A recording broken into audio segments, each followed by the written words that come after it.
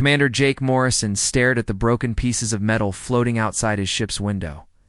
3 months ago, this had been Haven Prime, humanity's greatest achievement. Now it was just twisted wreckage, spinning slowly in Earth's orbit. Jake pressed a button on his desk. The hologram flickered to life, showing the same scene he had watched 100 times before. Ambassador Lisa Grant stepped forward with her hand extended, a smile on her face. The alien delegation stood perfectly still for a moment, in chaos. Erupted. The creatures called themselves the Kethfer. They looked almost human, but taller and thinner, with pale blue skin and large black eyes. When Lisa reached out her hand, the lead alien let out a shriek that made everyone in the room freeze. Within seconds, red lights flashed everywhere, and metal barriers slammed down from the ceiling. Jake paused the recording and rubbed his tired eyes. 12 humans died that day. 7 aliens, too. All because of a handshake. Dr. Elena Vasquez knocked. On his office door, she looked as exhausted as Jake felt. Her dark hair was pulled back in a messy ponytail, and her lab coat had coffee stains on it. "Any luck with the translations?" Jake asked. Alina shook her head and sat down in the chair across from his desk. "The computer is still working on it. But I think I understand some of their basic words now. The problem is, I don't like what they're saying." She pulled out a small device and set it on Jake's desk. Strange sounds filled the room, like birds singing mixed with whispers. Alina had recorded these signals from the alien ships that still waited beyond Neptune. "This word keeps coming up," Alina said, pointing to a wave pattern on her screen. "I think it means danger or threat. And this one might mean prison or cage." Jake felt a cold weight in his stomach. "I think we're dangerous. Worse than that. I've been studying their behavior during the meeting. Watch this part again." Lena rewound the hologram to show the moment right before Lisa extended her hand. The aliens were calm, almost relaxed. But when Lisa's arm moved forward, every single alien in the room took a step back. They were scared, Alina said, not angry. Scared. Jake had seen fear before, during his years in the military. He had never seen an entire advanced civilization terrified of a simple greeting. The door chimed again. Captain Ryan Bell entered. Without waiting for permission, his uniform was perfectly pressed, but his face showed the stress they were all feeling. "Sir, we have a problem," Ryan said. "The deep space monitors picked up something you need to see." He handed Jake a datapad. The screen showed a map of the solar system with dozens of red dots scattered around the outer planets. "What am I looking at?" Jake asked. "Alien probes. They've been placing them for weeks. Ow. Our ships can't get past Jupiter without being detected." Ow. Stood up and walked to the window again. Earth looked peaceful from here, blue and white and beautiful. But somewhere out there, invisible to the naked eye, humanity was being watched. "They're not leaving," Jake said. "No, sir, they're staying. From what we can tell, they're sending messages to other star systems." Alina looked up from her translation work. Messages saying what? Ryan's face was grim. "I think they're telling others to stay away from us." Jake felt anger building in his chest. Humanity had dreamed of joining a galactic community for decades. They had prepared for years, learning about diplomacy and alien cultures. They had built Haven Prime as a symbol of peace and cooperation. And now, they were being treated like wild animals. "There's something else," Alina said quietly. "I've been analyzing their ship designs and technology.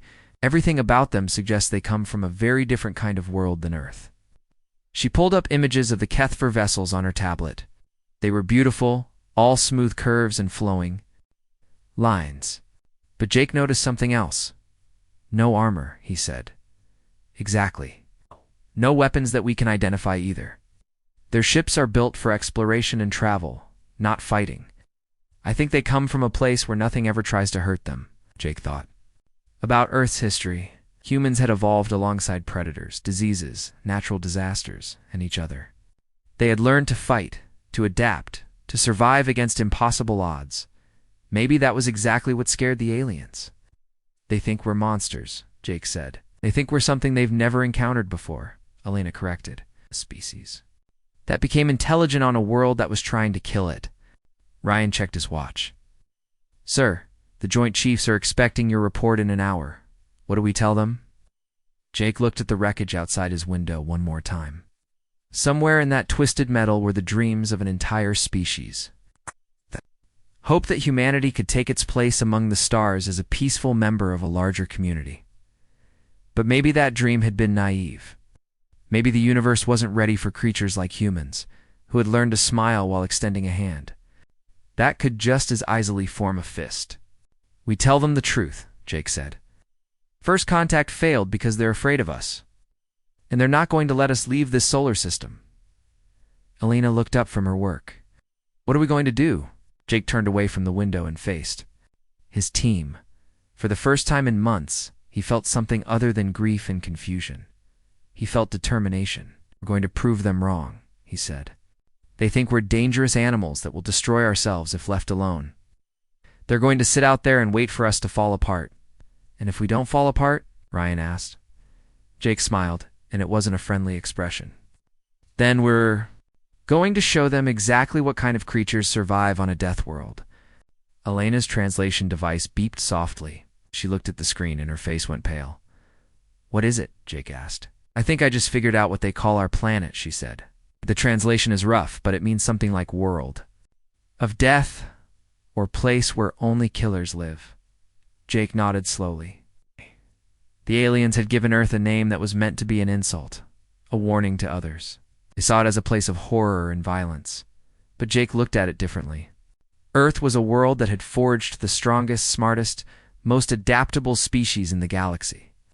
It was a world that had created creatures capable of surviving anything the universe could throw at them. Deathworld, Jake said, tasting the word. I like it. Ryan and Elena stared at him. Sir, Ryan said. They're right about one thing, Jake said. We're different from them. We come from a place that made us tough. They come from somewhere safe and easy. They think that makes us monsters. Jake walked to his desk and activated the communication system that connected to military bases around the world. They're about to learn that there's a difference between being a monster and being a survivor. And right now, humanity needs to remember how to survive.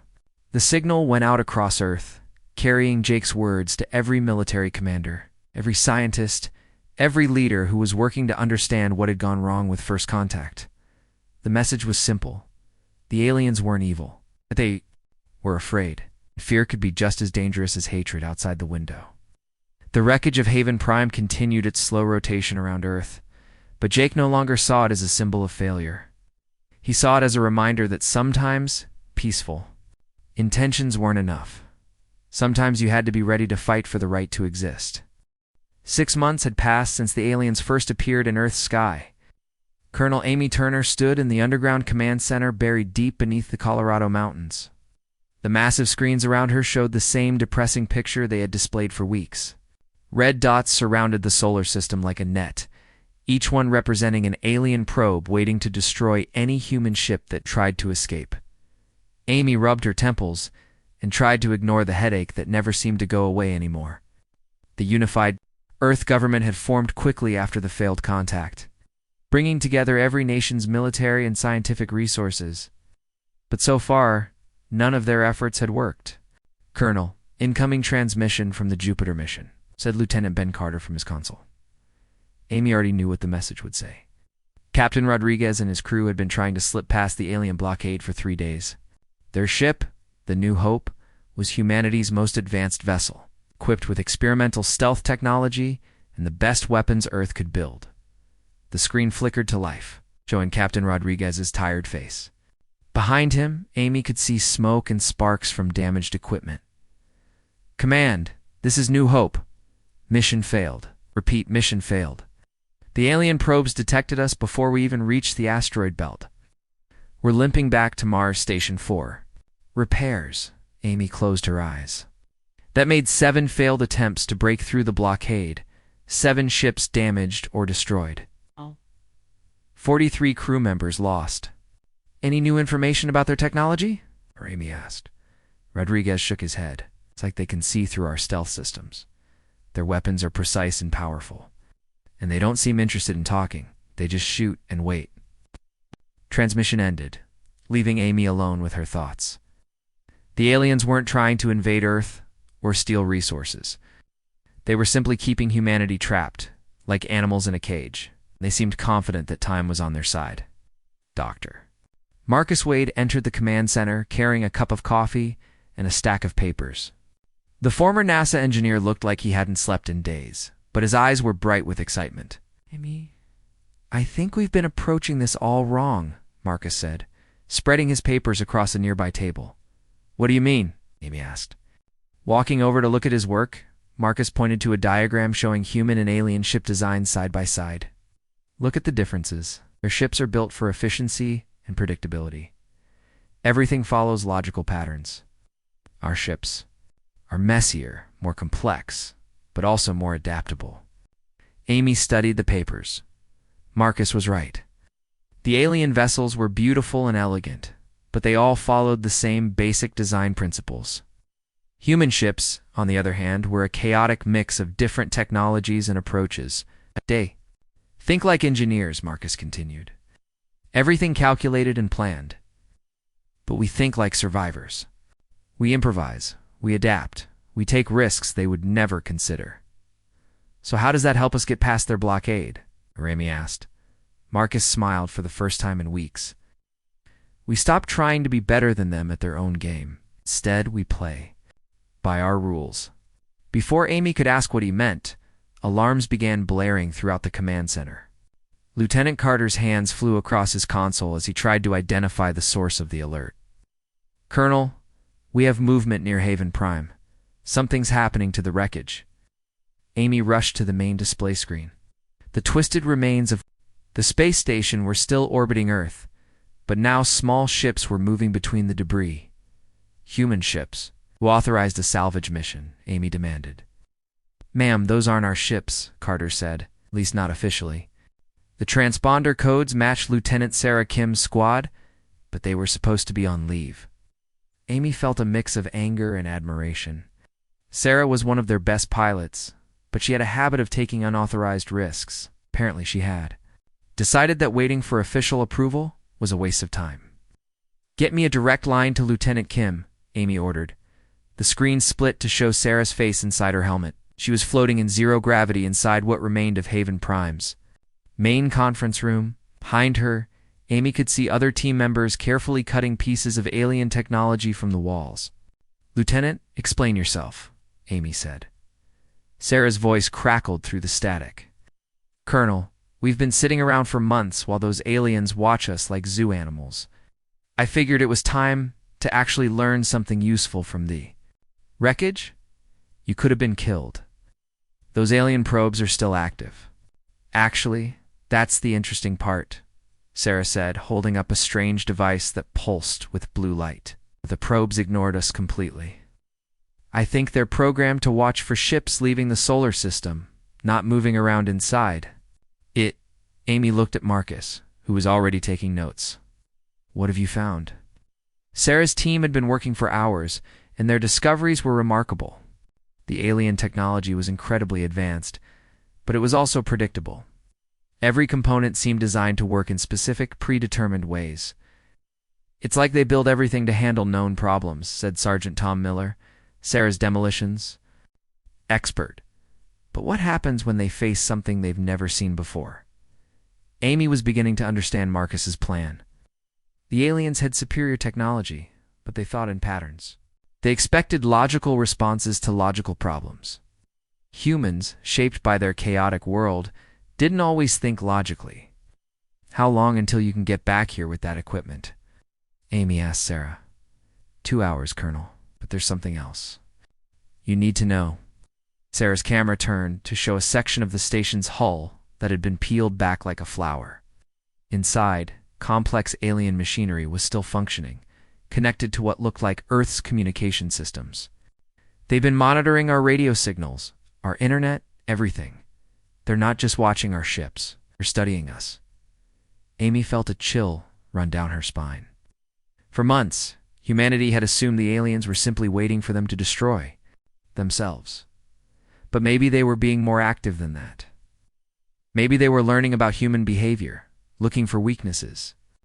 "Get that equipment back here now," Amy ordered. "And Sarah, Good work. But next time, ask permission first." "Yes, ma'am," came out. The next few hours passed quickly. Sarah's team returned with several pieces of alien technology, which Marcus and his engineers immediately began studying. Meanwhile, Amy coordinated with military bases around the world, sharing their discoveries and planning their next move. Dr. Elena Vasquez arrived from her own research station, carrying data that confirmed their worst fears. "The alien signals have changed," she announced. "They're not just maintaining the blockade anymore. They're actively communicating with someone else." Amy looked at the translation Elena had prepared. The words were still rough, but the meaning was clear enough. The aliens were reporting to a larger authority, describing human behavior and recommending stronger containment measures. "They think we're getting more dangerous," Elena said. "The salvage mission, our attempts to break through the blockade, even our radio signals. To them, it all looks like evidence that we're becoming more aggressive." Marcus looked up from the alien device he was examining. "Maybe that's not a bad thing." "What do you mean?" Amy asked. "They're afraid of unpredictable behavior. So what if we give them something truly unpredictable?" Marcus activated a holographic display showing the solar system. The alien probes formed a perfect sphere around the outer planets, each one positioned to provide maximum coverage with minimum overlap. "They're thinking like engineers again," Marcus said. "Perfect placement, logical spacing. But what if we don't try to sneak past them? What if we do something they would never expect?" Amy studied the display. "Like what?" Marcus grinned. "Like going right through the middle of their formation, broadcasting on every frequency we have, and carrying a message they definitely won't expect." Before Amy could respond, Lieutenant Carter called out from his station. "Colonel, we're receiving a transmission from deep space. It's not from the alien fleet." The main screen activated, showing a grainy image of space, but they're barely visible. Against the stars was something that made Amy's heart race. It was a ship, but not human or Kethver. This one was different, sleeker and darker. "The message is repeating on multiple frequencies," Carter said. "It's in a language we've never heard before." Elena rushed to her translation equipment, but after several minutes she shook her head. "I can't decode it. But the signal strength suggests it came from outside our solar system." Amy looked at the unknown ship on the screen. For months, humanity had assumed they were alone except for the Kethver. But what if there were others out there? What if the aliens keeping them trapped weren't the only ones watching Earth? "Marcus, how soon can you have your plan ready?" Amy asked. "Give me 3 days to modify one of our deep space probes." "You have 2 days. Sarah, I want your team ready for another mission. And Elena, keep monitoring all frequencies." "Are other aliens out there? I want to know about it." Amy turned back to the main screen, where the red dots of the alien blockade continued their patient watch. For 6 months, humanity had been playing defense, trying to escape or hide. Maybe it was time to change tactics. The aliens thought humans were dangerous because they came from a death world. The modified probe shot past Neptune at incredible speed, its experimental drive system working better than Dr. Marcus Wade had dared to hope. Inside the underground command center, Colonel Amy Turner watched the telemetry data with growing excitement. For the first time in 8 months, a human-made object was leaving the solar system. "Probe has passed the outer marker," announced Lieutenant Ben Carter. "The alien sentinels are tracking it, but they're not firing."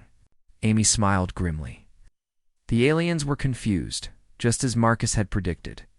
The probe wasn't trying to hide or sneak past their defenses. Instead, it was broadcasting loudly on every frequency, announcing its presence and destination. To the logical Kethver mind, this behavior made no sense. "Signal strength is holding," reported Dr. Elena Vasquez from her communication station. "The message is transmitting clearly." The message was simple but revolutionary. In every language humanity had developed, mathematical formulas and basic pictures. The probe declared that Earth was not a world of monsters. It was a world of survivors who wanted to help, not harm the galaxy. But the most important part of the message was what it didn't say. It made no mention of the blockade, no complaints about being trapped, no threats or demands. To any civilization receiving it, humanity would appear to be freely exploring space and offering friendship. "Contact from Proxima Centauri," Alina called out excitedly. "The probe has reached the alien research station." The main screen flickered to life, showing grainy images transmitted across 4 light-years of space. Amy could see sleek alien structures orbiting the distant star, clearly not human, but also clearly not Kethver. These ships were smaller, more angular, and painted in dark colors that made them hard to spot against space. "Translation coming through," Alina said, her fingers flying across her keyboard. "They're responding to our message. The language is different from Kethver, but some of the concepts are similar." The translated message appeared on screen, and Amy felt her heart race as she read it. The aliens at Proxima weren't surprised to hear from Earth. They had been isolated too. It's cut off from the galaxy by the same Kethver quarantine protocols that trapped humanity. "They call themselves the Jakti," Elena continued. "According to this, they've been quarantined for over 200 years. The Kethver declared their homeworld too dangerous for galactic society." Marcus looked up from his engineering console. "What makes them dangerous?" Alina studied the translation for a moment. "High-gravity world. The Jakti evolved to be incredibly strong and resilient. The Kethver were afraid they might hurt someone by accident." Amy shook her head in disbelief. The aliens had imprisoned an entire species because they were physically powerful. It was like locking up every athlete on Earth because they might win too many competitions. "There's more," Elena said. "The Jakti say they've detected signals from other quarantine systems. We're not the only ones." Over the next few hours, more responses arrived. Each message revealed another isolated civilization trapped by Kethver fear and misunderstanding. The Morden from a tidally locked planet were considered unstable because they'd learned to survive extreme temperature changes. The Krell from a water world were labeled aggressive because they had evolved from predators. Amy began to understand the true scope of what humanity faced. The Kethver weren't evil conquerors. They were a confederation of species that had never faced real hardship, so afraid of anything different that they imprisoned entire civilizations rather than try to understand them. "Colonel, incoming transmission from Captain Pete Johnson." Carter announced Me had sent Pete and his squadron to test their new understanding of alien psychology. If Marcus was right about Kethver predictability, then human unpredictability might be their greatest weapon. Pete's face appeared on screen, grinning despite the fact that his ship showed obvious battle damage. "Mission accomplished, Colonel. We took out 3 Sentinel probes and made it back in one piece." "How?" Amy asked. "The alien probes had destroyed every previous human attack. We followed Dr. Wade's advice. Instead of using standard attack patterns, we improvised. My wingman, Lieutenant Carol Barnes, actually barrel-rolled between 2 probes while firing in opposite directions. The alien computers couldn't calculate a proper response to something that chaotic." Amy looked at Marcus, who was practically vibrating with excitement. "It works," he said. "Their defense systems are designed to handle logical threats. They can't cope with human creativity." But Amy's celebration was interrupted by an urgent alert from the monitoring station. "Oh." Sarah Kim's voice came through the speakers, tense with concern. "Command, this is Kim. We have a problem. The Kethver fleet is moving." The main display shifted to show the alien ships beyond Neptune. For months, they had maintained perfect formation, waiting patiently for humanity to destroy itself. Now they were accelerating toward Earth, their elegant vessels moving with obvious purpose. "Time to Earth intercept?" Amy asked. 18 hours at current speed, Carter replied. Amy felt ice in her stomach. The successful probe launch and the attack on the Sentinels had finally pushed the aliens to take direct action. They were coming. To enforce their quarantine personally, "All units, battle stations," Amy ordered. "This is what we've been preparing for." The next few hours were chaos as humanity's scattered forces rushed to defend their homeworld. Ships launched from bases on Earth, Mars, and the Moon. Weapons that had never been tested in real combat were powered up and aimed at the approaching fleet. But Amy knew they were outmatched. The Kethver had superior technology, superior numbers, and centuries of experience. Humanity's only advantage was the element of surprise and their willingness to try tactics no sane military commander would consider. "Dr. Alina?" Vasquez ran into the command center carrying a datapad, her face pale. With shock, "Amy, I've been analyzing the Kethver communications. They're not just coming to reinforce the blockade." "What do you mean?" "They're coming to relocate us." Translation is rough, but it sounds like they want to move humanity to a controlled environment where we can't influence other species. Amy stared at Alina. "They want to put us in a zoo." "Essentially, yes. A quarantine world where they can study us safely." The thought of humanity spending the rest of its existence as specimens in an alien laboratory filled Amy with rage, but it also gave her an idea. "Marcus, how many of those modified probes can you build in the next 12 hours? Maybe 6 or 7? Why?" Amy walked to the tactical display showing the approaching Kethver fleet. "Because we're going to give them exactly what they don't expect. They think we're dangerous animals that need to be caged. Let's show them how dangerous we can really be." She began issuing orders rapidly.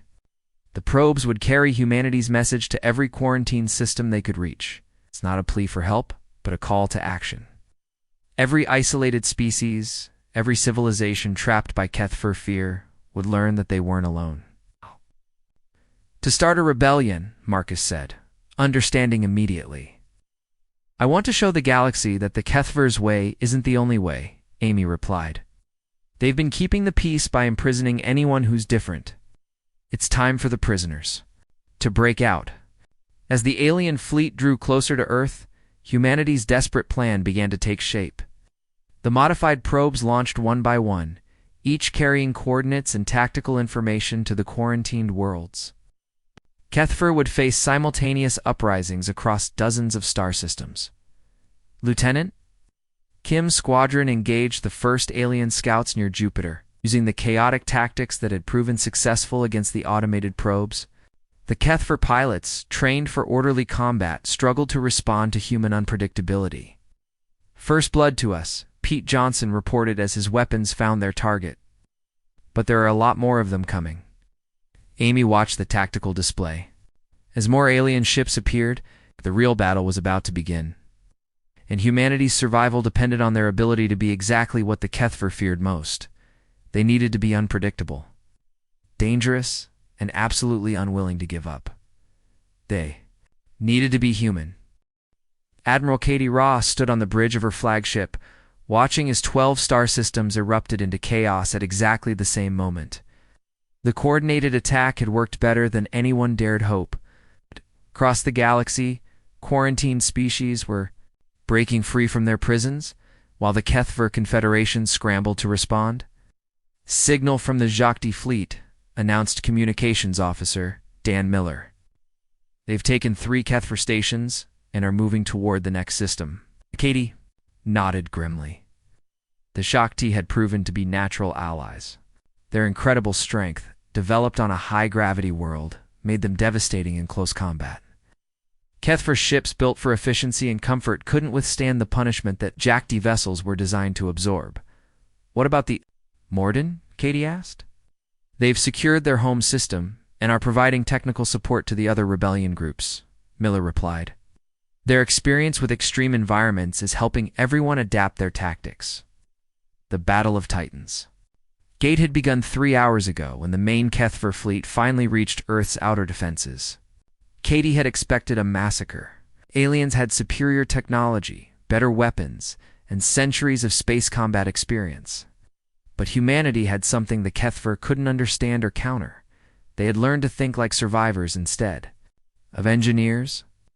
"Enemy formation is breaking apart," reported Tactical Officer Lisa Park. "They're trying to regroup, but our wing commanders keep changing the battle plan." Katie smiled as she watched the tactical display. Captain Pete Johnson had split his squadron into individual ships, each one attacking from a different angle, using completely different tactics. The Kethver fleet commanders were sending desperate signals to each other, trying to coordinate a response to an enemy that refused to follow logical patterns. "Incoming transmission from Admiral Chen," Miller announced.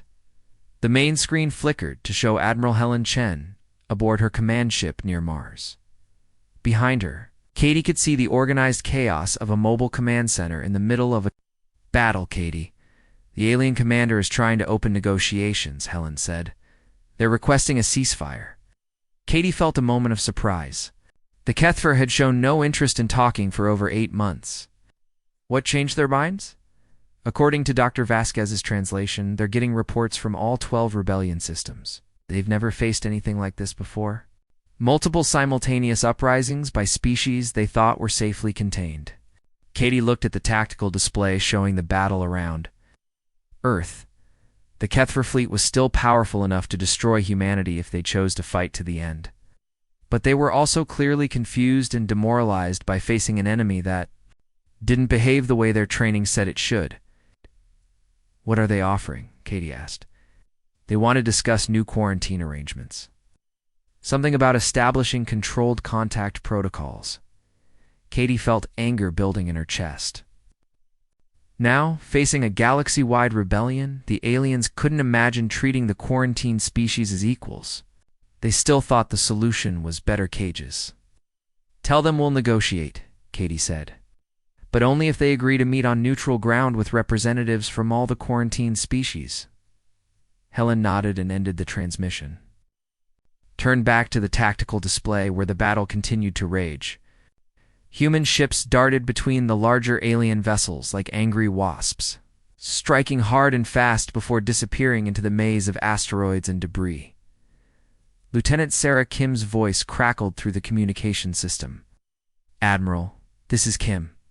I'm reading massive energy signatures from the alien flagship.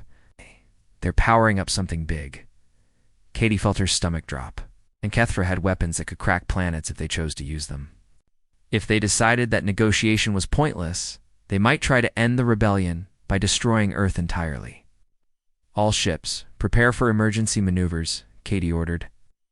Sarah, can you get close enough to scan whatever they're charging up? Already on it? Admiral.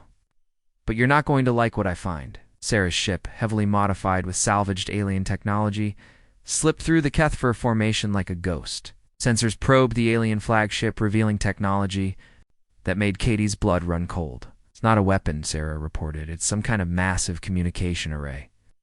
They're trying to contact someone outside our local region. Katie looked at Dr. Marcus Wade, who had joined her on the bridge to monitor the alien technology.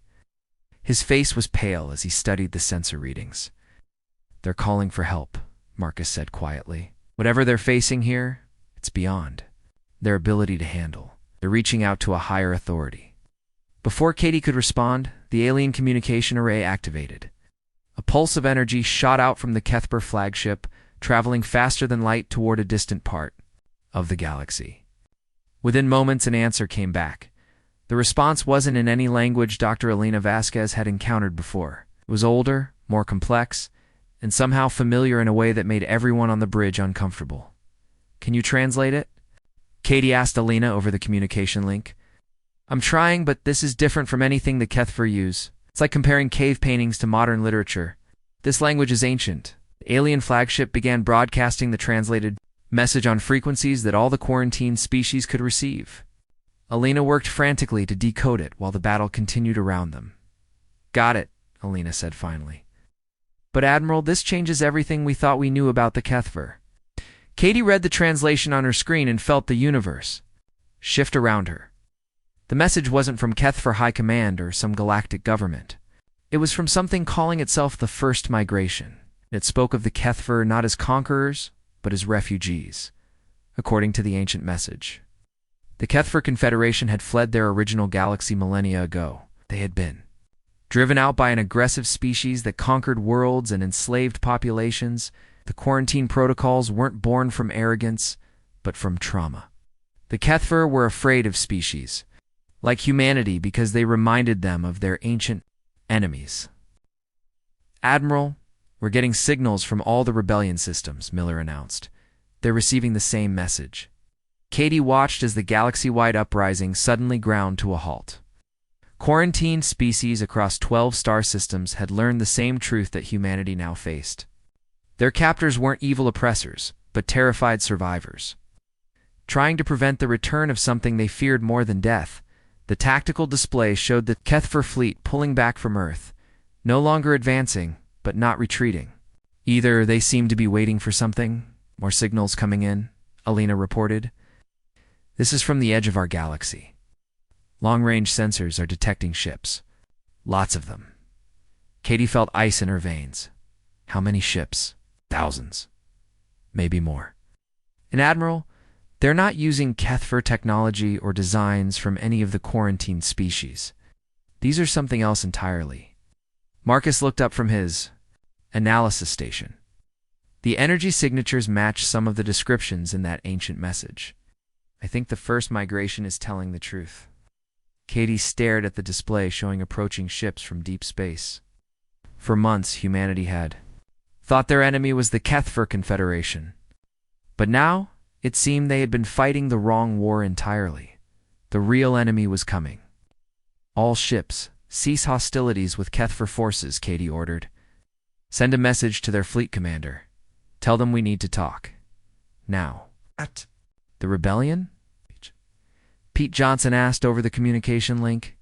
Katie looked at the tactical display one more time. The quarantined species had spent centuries fighting for their freedom from Kethfer control. But freedom might not matter if none of them survived the next few days. Tell all rebellion forces to hold position but stay ready, Katie said. We might have found something more important than our independence. What's that? Pete asked. Reason to work together? The approaching ships continued their advance toward the galaxy's edge, bringing with them the fulfillment of the Kethfer's oldest fears. The species that had driven them from their home was coming to finish what they started, and humanity was about to discover that sometimes the best way to win a war is to help your enemy fight a bigger one. The ancient chamber beneath the Kethfer capital world had not seen visitors for 1,000 years. Ambassador Lisa Grant walked carefully through the halls where the Confederation's founders had first decided to quarantine dangerous species. The irony was not lost on her that she was here to save the very people who had once considered her a monster. Elder Kethmer, the oldest member of the Confederation Council, moved slowly through the archives with the help of a walking device. His pale blue skin was marked with age, and his large black eyes held the weight of centuries. Behind them, Dr. Elena Vasquez worked frantically to translate documents that might hold the key to survival. The Devourers came without warning, Kethmer said, his voice barely above a whisper. And one day our worlds were peaceful and prosperous. The next, they were ash and shadow. Lisa listened carefully as the old alien described the catastrophe that had driven his people across the universe. The Devourers were exactly what the Kethfer had feared humanity might become. A species that had turned conquest and destruction into an art form. How did you escape? Lisa asked. We ran. We abandoned everything and fled to this galaxy while our homeworlds burned. We swore we would never allow such creatures to threaten peaceful civilization again. Elena looked up from her translation work. According to these records, the Devourers don't just conquer worlds. They turn conquered species into more Devourers. They spread like a disease across space. Lisa felt a chill run down her spine. Outside.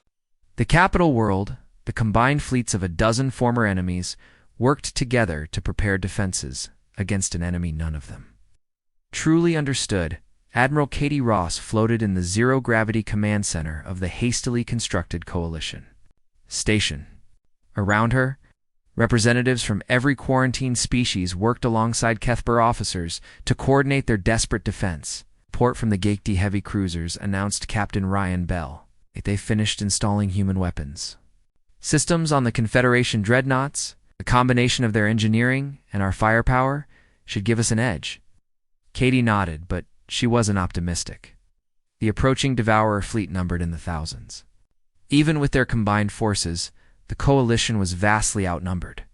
What about the Morden technical teams? Katie asked. They've managed to integrate their environmental systems with Kethfer shields, replied Lieutenant Sarah Kim. If we can survive the first wave of attacks, we might be able to adapt to their weapons. Katie studied the tactical display showing the galaxy's edge. The Devourer ships were still 3 days away, but their energy signatures were unlike anything anyone had seen before. They seemed to feed on the very fabric of space itself. Dr. Marcus Wade floated over to Katie's position carrying a datapad filled with calculations. I've been analyzing the historical records Lisa sent us. The Devourers have a weakness, but it's not one that Kethfer could exploit. What kind of weakness? Katie asked. They're too successful. Every species they've conquered has become like them. They've eliminated all diversity from their ranks. They think in only one way, fight in only one style. Katie began to understand. But we have diversity. Exactly. We have Jokti strength, Morden adaptability, Kethfer precision, and human unpredictability.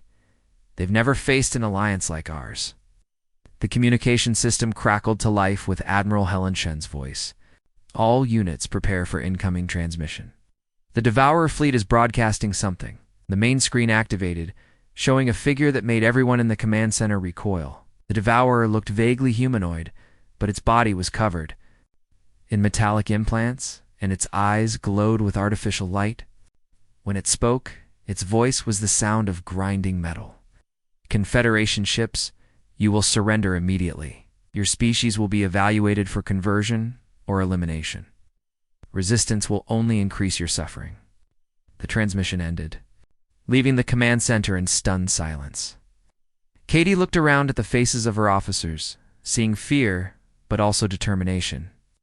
Well, said Captain Pete Johnson over the communication link, that settles the negotiation question. The first wave of Devourer ships arrived 12 hours ahead of schedule, appearing at the galaxy's edge like a plague of metal locusts. Their vessels were massive and angular, built for destruction rather than exploration. The Coalition fleet met them at the edge of the Kethfer home system. It was the largest space battle in galactic history, with over 2,000 ships from 13 different species fighting for the right to exist. Katie watched from her command station as the battle unfolded on dozens of fronts simultaneously. The Jokti heavy cruisers charged directly into the enemy formation, the reinforced hulls absorbing punishment that would have destroyed any other ship. Behind them, Kethfer vessels provided precise covering fire, while moored and technical ships adapted their shields to counter each new weapon type. The Devourers revealed. Human squadrons, execute Plan Chaos, Katie ordered. Across the battlefield, human pilots began implementing the tactics that had confused the Kethfer months earlier. But now, instead of fighting against alien logic, they were fighting alongside it. Each species contributed their strengths while human unpredictability tied everything together. Lieutenant Sarah Kim led her modified fighters in a spiraling attack pattern that no computer could predict. Captain Pete Johnson coordinated bomber runs that changed formation every few seconds. The Devourers, programmed for conquest but not creativity, struggled to respond to attacks that followed no pattern. Enemy flagship is moving toward the planet, warned Lieutenant Ben Carter. They're ignoring our fleet and heading straight for the surface. Katie realized the Devourers' strategy immediately. They weren't trying to win a traditional space battle. They were trying to capture the Kethfer leadership and convert them into more Devourers. All ships protect the planet, Katie ordered. Don't let them reach the surface. The battle became a desperate race as Coalition ships tried to intercept the Devourer flagship before it could land. But the enemy vessel was too fast and too heavily armored. On the planet's surface, Lisa Grant and Elder Kethmer watched the massive ship descend through the atmosphere. The ancient alien looked up at the approaching vessel with sad resignation. We should have known they would find us eventually, Kethmer said. Cannot run forever. Maybe we don't have to run anymore. Lisa replied. She activated her communication device, broadcasting to every ship in the system. All Coalition forces, this is Ambassador Grant. I'm transmitting the location of the planet's ancient defense systems. They've been dormant for 1,000 years, but the technical specifications are in the archives. Dr. Elena Vasquez's voice came through the static. Lisa, those systems were built by a completely different civilization. You don't know if they still work? Then we make them work, Lisa said simply. Marcus, can you adapt human technology to interface with ancient Kethfer? Systems. Give me 10 minutes, Marcus replied. The Devourer flagship landed in the capital city as Coalition forces worked desperately to activate defenses that hadn't been used since the Confederation's flight from their original galaxy. Mechanical soldiers poured from the enemy ship, beginning the process of converting the planet's population, but as the first ancient defense tower came online, powered by human ingenuity and operated by Kethfer precision, something remarkable happened. The tower's energy beam didn't just destroy Devourer soldiers, it somehow reversed their conversion process, turning them back into the species they had originally been. The ancients built these systems to fight the Devourers, Kethmer said with wonder. They knew this day would come. One by one, defense towers across the planet activated. The combination of ancient technology, coalition teamwork, and desperate necessity created something that had never existed before. A weapon that could not only stop the Devourers, but cure them. The space battle turned as the enemy fleet realized their ground forces were being converted back to their original forms. For the first time in millennia, Devourer ships began to retreat. Admiral Katie Ross watched the enemy fleet flee toward the galaxy's edge. The victory was complete, but she knew it was just the beginning. There were other galaxies out there, other species that might need help against the Devourer plague. 6 months later, Taza Grant stood in the same chamber where first contact had failed so catastrophically. But this time, she wasn't extending her hand to strangers. She was working alongside friends and allies who had learned to see past their differences. The coalition had grown to include dozens of species, both former prisoners and former guards working together. They were building something that had never existed before in the galaxy, not a confederation based on fear, but an alliance based on understanding. Dr. Marcus Wade looked up from his latest project, a ship designed to carry the anti-Devourer technology to other galaxies. The first rescue mission leaves next week. Who knows how many species are out there, waiting for someone to show them they don't have to run anymore. Katie smiled as she watched children from a dozen different worlds playing together in the station's recreation area. Human kids taught alien children how to play games with no rules, while young Kethver showed humans the beauty of logical patterns.